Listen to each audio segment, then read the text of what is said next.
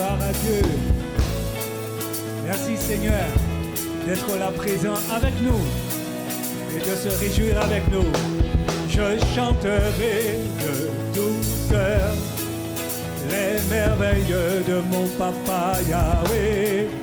Il m'a ôté des ténèbres, il m'a libéré de tout péché. Je chanterai de tout cœur les merveilles de mon papa Yahweh. Il m'a ôté des ténèbres, il m'a libéré de tout péché. Mon papa, alléluia, il ne m'abandonne jamais. Je n'ai plus rien à craindre, car Yahweh m'a libéré.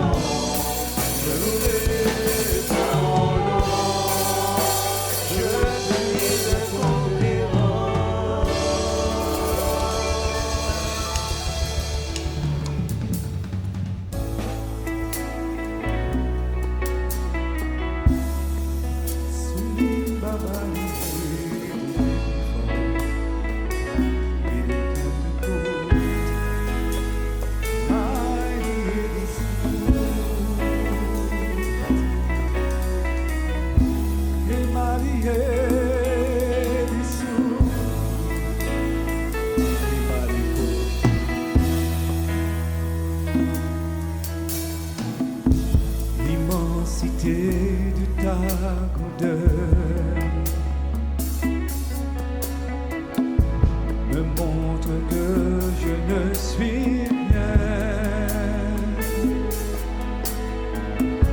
Mais quand tu façonnais la terre,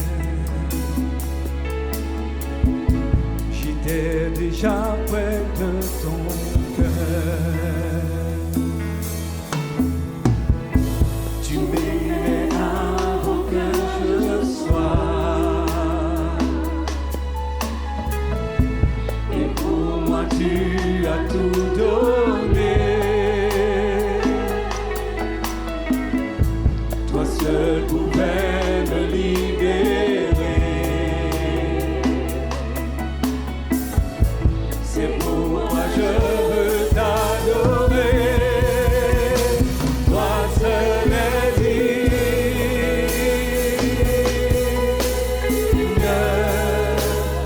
de recevoir louange.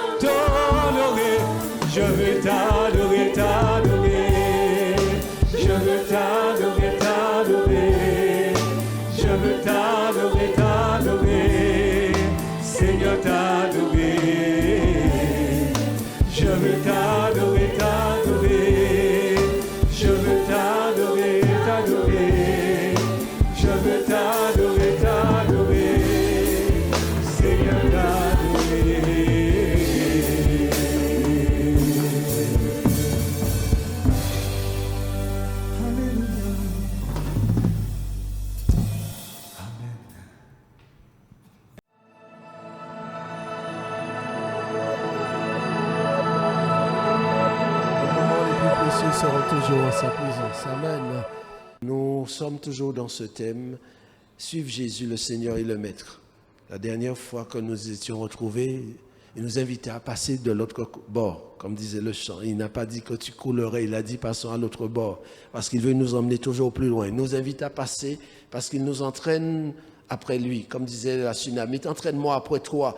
Et il nous entraîne au combat, il nous exerce au combat. Combattre le bon combat, tel pourrait être le titre de notre partage. À plusieurs reprises dans le Nouveau Testament, le Seigneur Jésus dit « J'ai vaincu, j'ai vaincu ».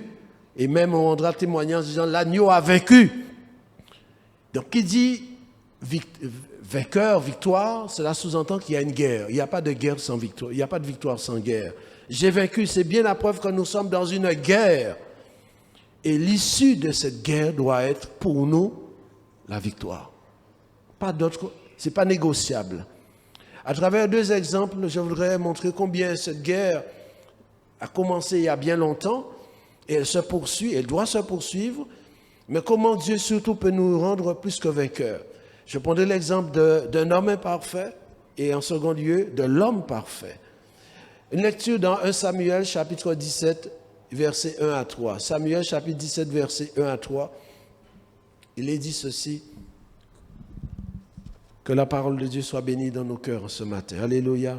Et que nous puissions nous-mêmes, en écoutant, confesser la parole, parce que la parole, elle est la vérité, elle est vivante, elle donne la victoire, et ainsi elle nous permet d'être plus que vainqueurs. 1 Samuel 17, verset 1. Les Philistins réunirent leurs armées pour faire la guerre. Ils n'étaient pas venus pour jouer. Ils sont venus pour faire la guerre. Et ils se rassemblèrent à Soko, qui appartient à Juda. Ils campèrent entre Soko et Azekah, à Éphes Damin. Saül et les hommes d'Israël se rassemblèrent aussi. Ils campèrent dans la vallée des Térébintes et ils se mirent en ordre de bataille contre les Philistins. Les Philistins étaient vers la montagne d'un côté et Israël était vers la montagne de l'autre côté. La vallée les séparait. Il y avait une séparation. Première situation avec un homme parfait qui fut vainqueur. Et cet homme, on ne l'a pas encore nommé, mais on comprend de qui il s'agit, c'est David. Et bien plus, il n'était même pas encore dans sa pleine maturité d'âge, il était comme un ado à ce moment-là. Un homme imparfait, Dieu va travailler avec lui pour montrer que Dieu peut travailler avec n'importe lequel d'entre nous. Tout le monde, nous avons notre place dans l'église, dans l'assemblée. C'est Dieu qui nous ajoute à l'église. Donc ici, en ce lieu, quand nous assemblons, les enfants ont leur place, les ados ont leur place, les jeunes ont leur place, les adultes, les aînés. Alléluia. Avec un ado, Dieu va faire la différence. Les Philistins se sont réunis pour faire la guerre. La confrontation va avoir lieu et la confrontation doit avoir lieu. C'est inéluctable. Dès la Genèse, Dieu avait dit que quand l'homme avait péché, l'homme et la femme, il y aura guerre entre la postérité de la femme et la postérité du serpent. Et au fil des ans, cela ne fait que se poursuivre. Et ici, on a une image. Les Philistins qui montent, on ne leur a rien demandé, ils montent pour faire la guerre. Pourquoi ils font la guerre? Parce qu'il y a quelqu'un qui les dérange. Pas seulement Saül et les hommes d'Israël, mais surtout, il y a une personne qui va jaillir. Voyez-vous, l'ennemi fait une œuvre, l'ennemi voit des choses que le monde visible ne voit pas. L'ennemi entend des choses que le monde visible n'entend pas. Et en voulant faire la guerre à Israël, c'est comme si on voulait faire mentir la parole de Dieu, comme si on voulait empêcher que la postérité ne vienne, comme si on voulait empêcher que David ne puisse faire quoi que ce soit. L'ennemi fait ses œuvres parce qu'il veut empêcher, pendant qu'il est temps, bien à l'avance, empêcher ce qui doit se faire. Car cette confrontation, bien plus qu'une confrontation physique, c'est une confrontation spirituelle. Ils vont se réunir à Soko. Soko signifie clôture. Il est dit que, au verset 2, ils campèrent entre Soko et Azekah. Non seulement Soko signifie clôture, mais Azekah signifie barrière, haie. Ce qui veut dire, pourquoi on met une clôture? Pourquoi on met une barrière? C'est pour qu'il y ait une séparation, pour que l'un n'est pas accès à l'autre. Si vous avez vos animaux, vous mettez une barrière, c'est pour que votre animal n'aille pas sur le terrain d'un tel. Eh bien, les Philistins vont camper là. Et leur désir, ce n'est pas de rester, dire nous établissons campement, mais c'est peut-être pour aller vers Israël, pour dépouiller Israël, pour faire en sorte qu'Israël soit rasé.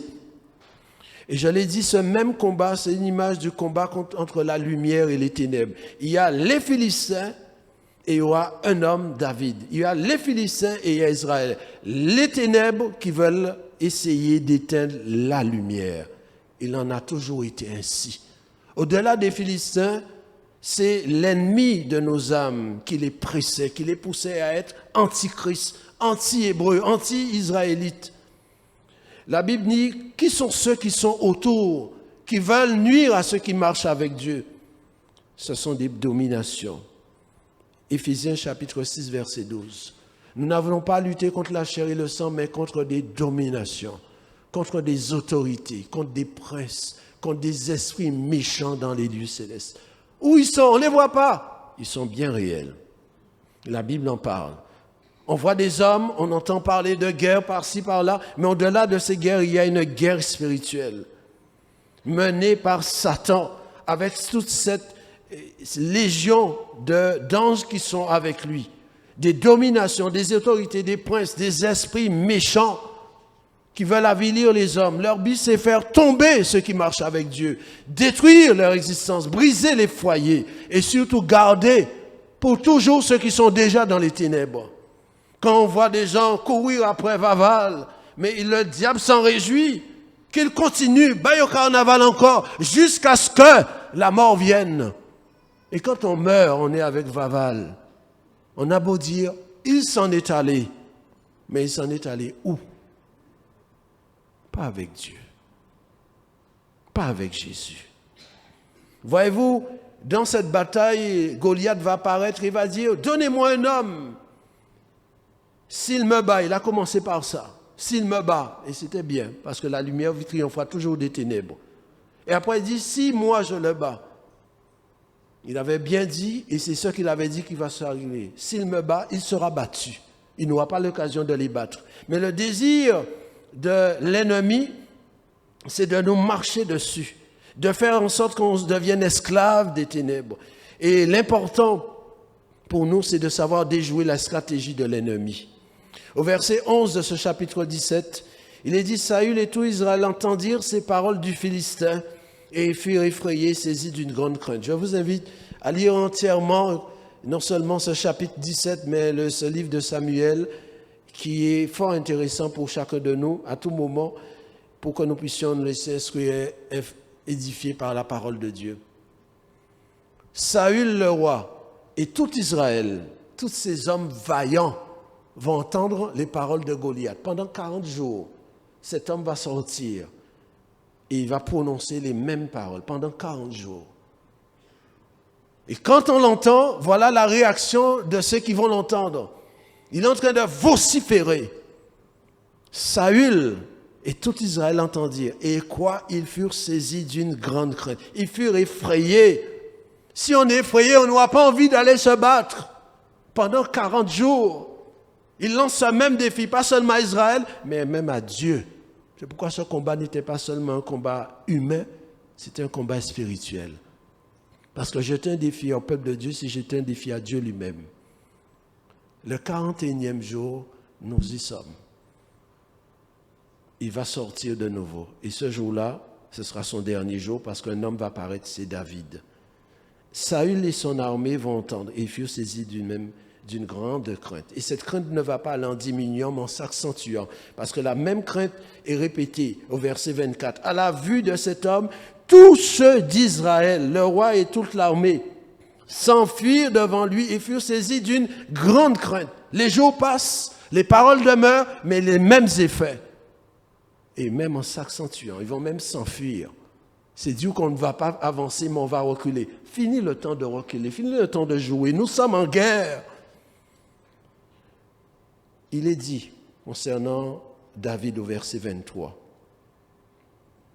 tandis qu'il parlait avec eux, voici le Philistin de Gad nommé Goliath s'avançant entre les deux armées hors des rangs des Philistins. Il tient les mêmes discours que précédemment, et David les entendit.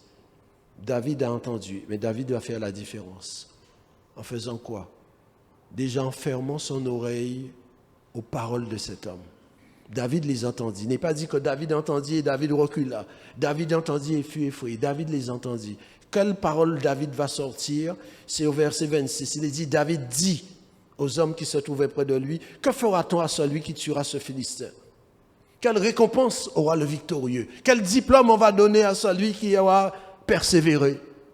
Voilà la parole de David, il fait la différence. Il ferme son oreille aux mensonges. Et il va avoir des paroles, un langage différent. Personne ne parlait comme David, à tel point que quand on va entendre David dire cela va intéresser tout le monde. Ah, quelqu'un qui parle différemment, un autre langage. Si nous sommes dans la foi, on ne parlera pas comme celui qui est incrédule. On n'agira pas comme celui qui est incrédule. La foi, Romains 10, verset 17, la Bible dit, elle vient de ce qu'on entend de la parole de Christ, des promesses de Christ. Qu'est-ce que le Seigneur a dit? Il n'a pas dit que tu coulerais, il a dit, je ne te délaisserai pas. Je suis avec toi tous les jours, du 1er janvier au 31 décembre, qu'il pleuve ou qu'il fasse chaud, je suis avec toi. Matthieu chapitre 28, verset 20. Il n'est pas un homme pour mentir. Il n'est pas une source trompeuse. Je suis avec toi. Non, jamais tout seul. C'est bien plus qu'un cantique. Et pourtant, ces hommes vont fuir. Qu'est-ce que Dieu avait dit à Josué? Fortifie-toi et prends courage. Ne t'ai-je pas dit? Ne t'effraie point. N'aie pas peur. Et pourtant, ils ont peur. Ce qui veut dire comme si Dieu avait menti alors. Dieu n'a pas parlé seulement à Josué, il a parlé à tout le peuple. Ne t'effraie point. Quelles que soient les armées en face de toi, si je suis avec toi, tu es victorieux. Si je suis avec toi, tu as la majorité. Non, jamais tout seul. Sa présence, c'est ce qui est essentiel et qui me suffit. C'est pourquoi David, il ne vient pas comme cela, comme en vacances, mais il est quelqu'un qui a entendu Dieu lui parler. La communication avec Dieu a été précieuse pour lui, de manière à ce qu'il entend les mêmes choses que les autres, mais il a une réaction différente. Il a fermé son oreille, il a un langage différent et il va utiliser des armes non conventionnelles. La Bible dit 2 Corinthiens chapitre 10 verset 14, « Les armes avec lesquelles nous combattons ne sont pas charnelles, mais elles sont puissantes pour renverser même des forteresses, pour briser des géants. » Qu'est-ce que David, avec quelle armure il viendra? Alors que le Philistin en face de lui a l'épée, le casque, le javelot, le bouclier, la cuirasse. Et lui, qu'est-ce qu'il demande comme arme? Qu'est-ce qu'il va prendre comme arme? Le verset 40 dit, il prit, 1 Samuel 17, verset 40, il prit en main son bâton, choisit dans le torrent 5 pierres polies, et les mit dans sa gibecière de berger et dans sa poche. Puis, sa fronde à la main, il s'avança contre le Philistin. Ça pouvait paraître aux yeux des hommes comme ridicule. Un homme avec les armes nucléaires. Et toi, tu viens avec quelques pierres, un geste-pomme. Et tu vas le détruire. Tu penses que tu as raison de lui. Les armes que nous utilisons ne sont pas charnelles, mais elles sont selon l'Esprit de Dieu. David va aller dans le torrent. Il va s'approcher de l'eau. Sans doute, il va passer de l'eau sur son visage. Et il va choisir. Qui dit choix dit on prend le temps. Il n'était pas pressé. Il n'est pas oppressé. Il prend le temps. Si on choisit, c'est qu'on peut prendre quelque chose, déposer. Non, non, pas celle-là. Il prend une autre. Non, non, pas celle-là. 5 pierres bien polies. Il va prendre 5 pierres et il va en utiliser une seule. La pierre suffisante. Et la pierre par excellence, c'est le Christ lui-même. 1 Pierre chapitre 2, verset 4 nous dit « Approchons-nous de Christ, choisissons-le pour ceux qui ne l'ont pas encore fait. Il est la pierre vivante, choisie, précieuse devant Dieu, efficace, rejetée par les hommes, mais précieuse devant Dieu. » Quand David arrive comme ça, Goliath le voit, Goliath va le mépriser. Et si Goliath méprise David, il méprise aussi tout son arsenal. Donc il méprise les pierres, la gibecière, la fronde. Il méprise cela. Christ a été méprisé. Mais qui fut vainqueur? C'est Jésus. Et avec cette pierre, David va triompher de ce géant. Non pas que la pierre en elle-même avait un effet, mais c'est la main de Dieu qui est derrière la pierre, parce que la pierre va frapper à l'endroit où Goliath n'était pas protégé. Mais comment savoir que c'était à cet endroit-là qu'il fallait frapper, si ce n'est par l'Esprit de Dieu qui a orienté les choses, de manière que David, tout petit qu'il est, va tirer, mais la pierre va monter. Il va briser son front pour atteindre le cerveau, et une fois que le cerveau est atteint, il va tomber, il va fléchir les genoux. Dieu avait dit, et Dieu le dit encore, tout genou fléchira devant moi. On peut être géant, si on a un genou, on va fléchir. Et David, en voyant Goliath, pour dire, tu es grand. Je ne peux pas te manquer, mais tu es grand aussi. Ton genou fléchira parce que Dieu l'a dit et il doit en être ainsi. Et quand on regarde l'adversité ainsi, alors on ne se laisse pas effrayer. Ce n'est ni par la force, ni par la puissance, mais c'est par l'Esprit de Dieu. Lorsque nous réalisons que David, il était tout jeune, à tel point qu'on lui a même dit, tu es un enfant. Voyez-vous les critiques, où il va les recevoir? Dans le propre camp, dans sa famille. Tu es un enfant. Pourtant, personne ne se dresse contre Goliath pour dire, assez, tu as assez dit de jure. Mais quand il parle, on dit, tu es un enfant. Et même son frère dira, tu as de l'orgueil. L'ennemi essaie toujours de trouver des personnes, même parmi ceux qui marchent avec Dieu, pour essayer de nuire à ceux qui veulent relever l'Église. Mais heureusement, David s'est défait de ces choses, comme on le verra dans un instant. Il a voulu que les armes de Dieu, pour ce combat, nous avons besoin, Éphésiens 6, verset 12 nous dit, puisque nous n'avons pas à lutter contre la chair et le sang, mais nous devons prendre toutes les armes de Dieu. Comment est-ce possible qu'un être humain puisse prendre toutes les armes de Dieu? Si la Bible dit que cela veut dire que c'est possible. Si l'Esprit de Dieu est en nous et avec nous, nous avons toutes les armes de Dieu. David ne s'est pas présenté là comme cela. Quelque temps auparavant, il avait reçu l'onction de Dieu. Il avait eu cette rencontre avec le Saint-Esprit qui avait mis sa main sur lui. Et donc, ce n'est pas un hasard s'il s'est retrouvé là. Il est là avec l'Esprit. Et donc, par conséquent, si on ne voit que des pierres avec lui, mais on sait qu'il y a l'Esprit de Dieu qui est derrière lui. Le complément par rapport à Goliath, c'est l'Esprit qui le fait. Si Goliath mesure plusieurs mètres et David quelques centimètres, mais le reste, c'est le Saint-Esprit qui le complète.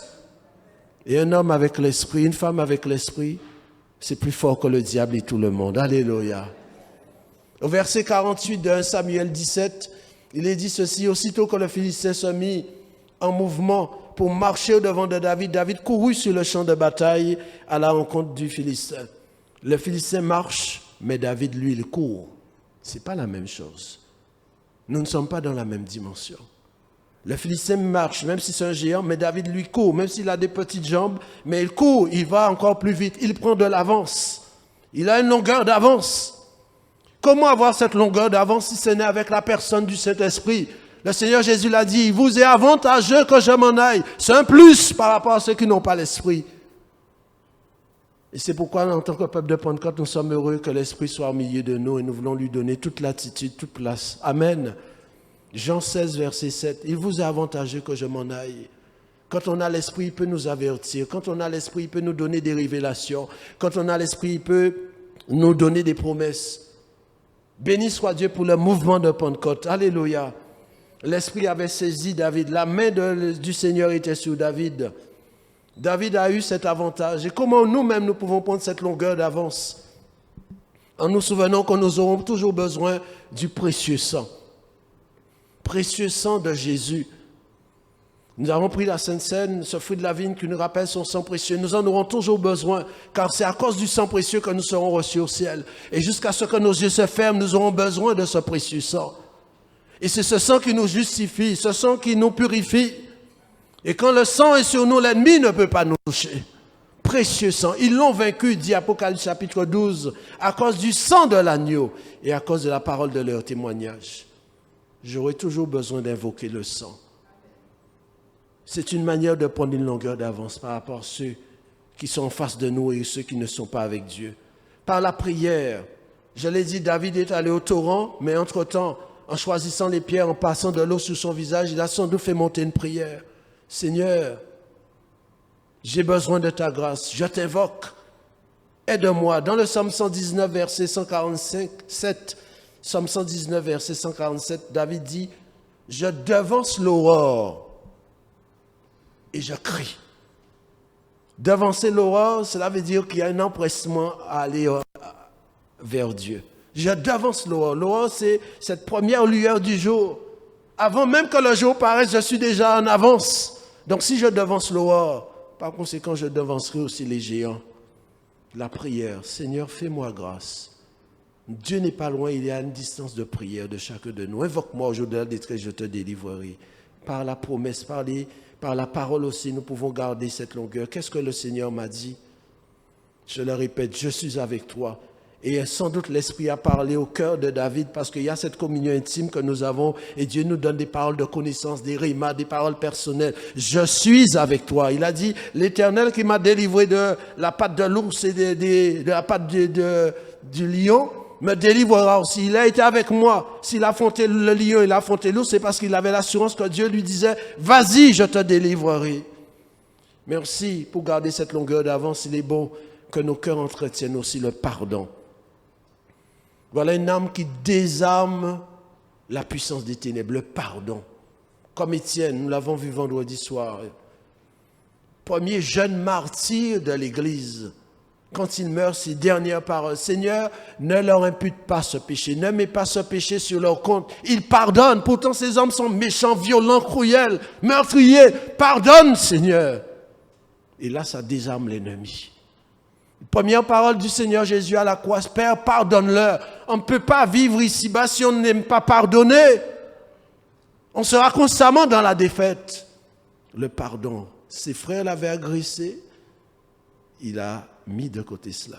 Parce que l'ennemi veut très bien, parce qu'il sait qu'on peut le déstabiliser, tous les moyens sont bons. C'est comme si l'ennemi, il voit qu'on avance, mais il envoie des chaises auparavant pour qu'on soit comme barré. Le frère de David vient, mais David pardonne parce qu'il raconte quelque chose de mensonger sur lui. Le roi dit, tu es un enfant, David pardonne, passons. La vie continue parce qu'il y a un combat à mener, une victoire à remporter. Le pardon, puissance qui libère. Si le Seigneur nous a défaits de l'ennemi, c'est en nous pardonnant. On ne sommes pas dignes du royaume de Dieu. L'ennemi pouvait nous accuser, mais quand il entend le Seigneur dire « Père, pardonne-le », alors il ne peut plus rien faire, il ne peut plus rien dire. Amen. Et c'est ainsi que David va remporter la victoire. Il va couper la tête de Goliath, symbole de Christ qui va écraser la tête du serpent. Je l'ai dit, il va utiliser parmi les 5 pierres, il va en utiliser une. Il y aura 4 autres. Les 4 autres, c'est le fils de David qui va les utiliser. Et justement, c'est le deuxième exemple. Dans l'évangile de Marc, chapitre 5, verset 35, l'homme parfait, qui lui aussi a été victorieux. Si David a combattu contre un ennemi, un géant, lui, le Christ, il va combattre contre le dernier ennemi. Et le dernier ennemi qui sera réduit à l'impuissance, c'est la mort. Marc 5, verset 35, comme il parlait encore, souvent chez le chef de la synagogue des gens qui disent « Ta fille est morte, pourquoi importuner davantage le maître ?» Mais Jésus.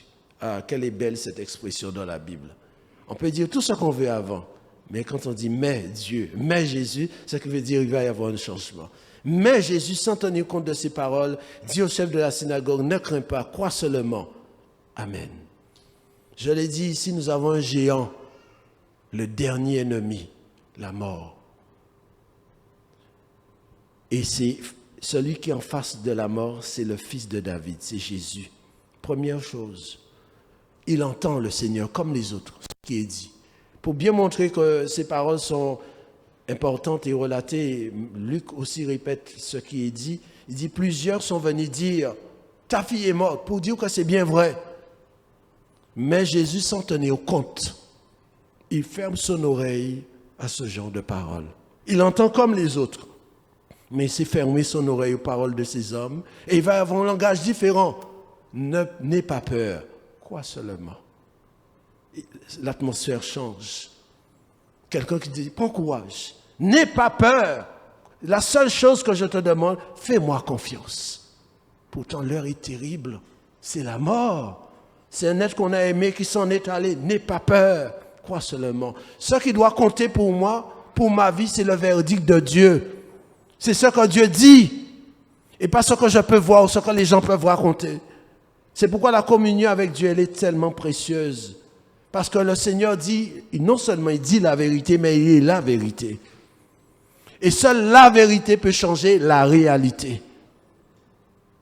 À tel point que lorsque on s'est approché, le Seigneur avec 3 disciples, il a choisi les personnes avec lui pour montrer qu'il veut agir dans une atmosphère de foi. L'Esprit agit dans une dimension de foi, d'une dimension de sainteté, une dimension de louange aussi. Il choisit les personnes, il dit non, pas un tel, toi, c'est toi et toi, tu venais avec moi. Ils vont se retrouver à 7 dans cette maison et le merveilleux va s'accomplir. Nous sommes dans cette disposition de foi et nous permettons ainsi, le Seigneur permet à l'Esprit de pouvoir agir. Quand il arrive, il dira, l'enfant n'est pas morte mais elle dort, à tel point que les gens vont même se moquer de lui. Imaginons, je me demande quand le Seigneur dit l'enfant n'est pas morte mais elle dort, combien de personnes croyaient le Seigneur? Ils n'étaient pas nombreux. Pour ne pas dire que le Seigneur était le seul à croire que ce qu'il dit est vrai. On s'est moqué. L'enfant n'est pas morte. Pourtant, on est venu. Il dit l'enfant n'est pas morte. Il y a la réalité, mais il y a au-dessus de la réalité, il y a la vérité de Dieu. Et c'est pourquoi le Seigneur nous appelle à lui afin de le croire. Venir à lui pour recevoir de lui le meilleur. Et quand il viendra près de cet enfant, il va parler. Jeune fille, je te le dis, lève-toi. Et la Bible dit dans l'évangile de Luc au chapitre 8, verset 55, son esprit revint en elle. Si l'esprit de cette jeune fille est revenu en elle, c'est que l'esprit était parti. Et c'est ça la mort. La mort n'est pas la fin de l'existence. La mort, c'est une séparation. L'esprit, l'âme qui sort, et l'enveloppe reste. Et c'est pourquoi l'évangile est tellement important, parce que c'est l'évangile qui met en évidence ces choses, pour inviter chaque être humain à comprendre que nous sommes précieux aux yeux de Dieu, que nous valons plus que tout l'univers, plus que tout l'or de l'univers, et que notre vie, Sa valeur et son prix, c'est la personne même de Dieu, parce que c'est lui qui a donné sa vie pour nous. C'est pas l'or, l'argent qui nous a rachetés, mais Dieu lui-même. Nous sommes si importants, plus que des animaux. Son esprit revient en elle. Comment est-ce possible que l'esprit puisse revenir? Qui peut faire une telle chose si ce n'est l'esprit de Dieu? La Bible dit que l'esprit de Dieu rend témoignage à notre esprit. Ça veut dire qu'il y a deux choses différentes, que nous sommes enfants de Dieu. Il peut parler à notre esprit. Nous avons un esprit. Et donc quand l'esprit s'en va, seul l'esprit de Dieu peut le ramener. Et le Seigneur Jésus, il a guéri, il a délivré, il a ressuscité par l'esprit. C'est pourquoi nous sommes invités à accueillir l'esprit, pour lui dire, nous avons besoin de toi, en nous et avec nous, pour renverser nos géants, pour renverser nos ennemis. Voyez-vous, je l'ai dit, le Seigneur Jésus, l'homme parfait, est confronté à ce géant appelé la mort. C'est une des pierres dont David disposait, ce géant, la mort. Qui est celui parmi nous qui dit, j'ai vaincu la mort? Quel homme vous connaissez qui a dit, j'ai vaincu la mort? Tous ceux qui sont morts sont encore au tombeau. Le seul à avoir été passé par la mort qui est vivant, c'est Jésus. La mort, c'est un géant. Le monde, c'est un géant. Le diable aussi. Tout comme le péché. Qui a dit ici, j'ai vaincu le péché? Personne. Nous avons tous été vaincus par le péché. Mais heureusement, Jésus est venu vaincre le péché pour nous en délivrer, pour que nous puissions dire, merci Seigneur pour ton précieux sang. Ces 4 géants, il les a renversés. Le diable, le monde, le péché et la mort. Ces pierres que David ne pouvait pas utiliser, que lui va utiliser. Je conclus en disant ces paroles de Paul, 2 Timothée 4, 7. Il dira, j'ai combattu le bon combat. Ce qui veut dire, il y a des combats qu'on peut mener, mais qui sont vains. Combattons le bon combat. Et pour combattre le bon combat, nous avons besoin de marcher à la suite du Sauveur. J'ai combattu le bon combat. On peut combattre un mauvais combat, courir après des choses futiles, après des choses vaines. J'ai combattu le bon combat.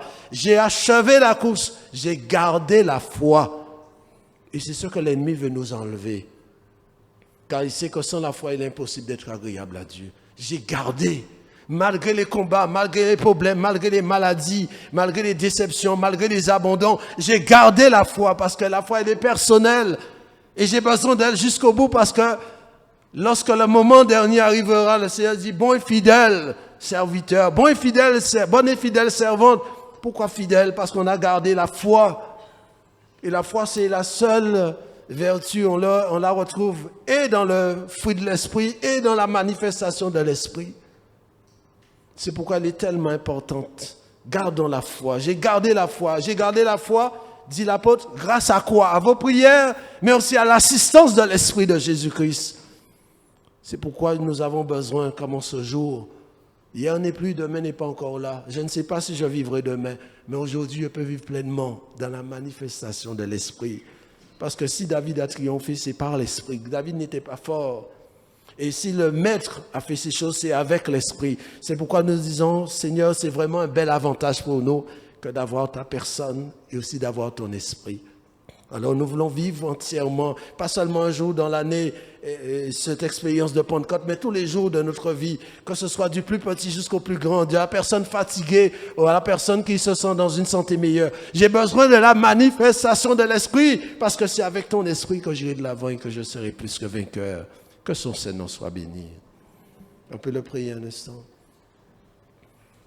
Nous te remercions pour qui tu es, mon roi, mon sauveur.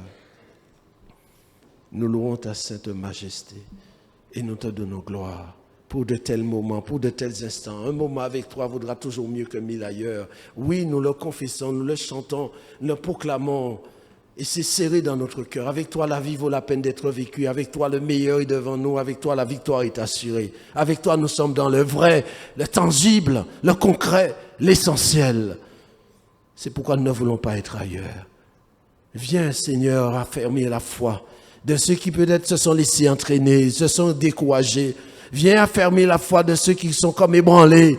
Parce que tu nous réclames de te faire confiance aujourd'hui et à jamais. De mettre notre confiance non pas dans l'homme, mais dans ta personne bénie. Et de nous recommander ton sort, notre sort. Sois béni pour ta grâce, pour ceux et celles que tu éveilles à la foi. Nous te rendons grâce pour ce que tu fais. Amen.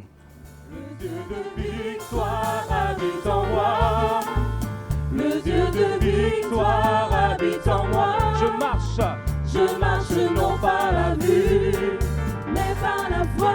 Le Dieu de victoire habite en moi. Le Dieu de victoire habite en moi. Le Dieu de victoire habite en moi. Tu peux le proclamer. Le Dieu de victoire habite en moi. Je marche non par la vue. Je marche non par la vue, mais par la foi. Le Dieu de victoire habite en moi. Alors je chanterai et danserai, car le combat est celui du Seigneur. La victoire est assurée, car notre Dieu est vainqueur. Alors je chanterai encore. Je chanterai et danserai, car le combat est celui du Seigneur. La victoire est assurée, car notre Dieu est vainqueur. Il est vainqueur, on va dire. Il est vainqueur. Est-ce que ton Dieu est vainqueur? Il est vainqueur. Une dernière fois. Il est vainqueur. Le Dieu de victoire. Le Dieu de victoire habite en moi. Le Dieu de victoire. Est-ce que tu réalises ça? Habite en Toi qui moi. es chez toi. Je marche non par la vue, mais par la foi. Le Dieu de victoire habite Encore une en fois, moi. le Dieu de victoire. Le Dieu de victoire habite en moi. Le Dieu de victoire. Le Dieu de victoire habite en moi. Je marche non par Mais la par la vue, foi. mais par la foi. Le Dieu de victoire habite en Je moi. chanterai.